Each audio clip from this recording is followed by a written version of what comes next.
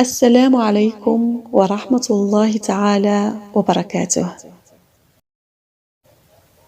من الأمور التي يجهلها الكثير من الناس هو سبب نزول سورة الفاتحة، رغم أنها تعد من الصور التي يحفظها الجميع، ولأن الله عز وجل فرض على المسلم قراءتها في كل ركعة، لذلك فهي ركن من أركان الصلاة، ولا تقبل الصلاة إلا بقراءتها. يقول النبي صلى الله عليه وسلم: لا صلاة لمن لم يقرأ بفاتحة الكتاب. وقد قال العلماء عن سورة الفاتحة بأن آياتها تجمع معنى جميع آيات القرآن، ولو قرأت بتدبر لوجد بها حقا كل ما في القرآن من صفات الله جل وعلا وقصص الأمم السابقة. وسميت بالفاتحة لافتتاح القرآن بها، ومن أسمائها سورة الحمد والسبع المثاني وأم الكتاب وأم القرآن والشفاء وغيرها من الأسماء التي تدل على عظمها وفضلها. وقد ذكر المفسرون في كتبهم أن سبب نزول سورة الفاتحة ما ذكره الإمام علي رضي الله عنه، أن النبي صلى الله عليه وسلم كان إذا برز، أي إذا خرج، سمع مناديا ينادي: يا محمد، فإذا سمع الصوت انطلق هاربا. فقال له ورقة بن نوفل: إذا سمعت النداء فاثبت حتى تسمع ما يقول لك. فلما برز سمع النداء فقال: لبيك.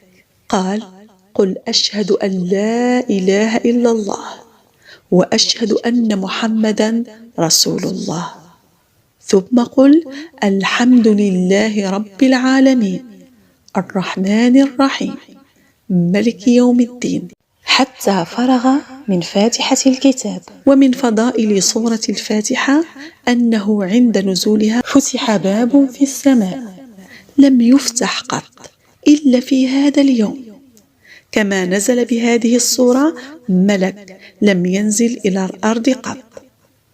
فعن عبد الله بن عباس رضي الله عنهما قال: بينما جبريل قاعد عند النبي صلى الله عليه وسلم سمع نقيدا من فوقه، فرفع رأسه فقال: هذا باب من السماء فتح اليوم لم يفتح قط إلا اليوم. فنزل منه ملك فقال: هذا ملك نزل إلى الأرض لم ينزل قط إلا اليوم. فسلم وقال: أبشر بنورين أوتيتهما لم يؤتهما نبي قبلك، فاتحة الكتاب وخواتيم سورة البقرة، لم تقرأ بحرف منهما إلا أعطيته. ولقد وقع الاختلاف في سورة الفاتحة من حيث وقت نزولها ومدة نزولها، ولكن الرأي الراجح أنها سورة مكية من أوائل ما نزل من القرآن الكريم. وقد استدل العلماء على مكيتها بعدة أمور، منها قول الله عز وجل: ولقد آتيناك 7 من المثاني والقرآن العظيم. وهذه آية من سورة الحجر التي نزلت بمكة بإجماع العلماء. وقد فسر النبي صلى الله عليه وسلم 7 المثاني بسورة الفاتحة، فيلزم أن تكون الفاتحة قد نزلت بمكة. وأيضا فإن فرض الصلاة كان بمكة، والصلاة لا تصح بغير سورة الفاتحة.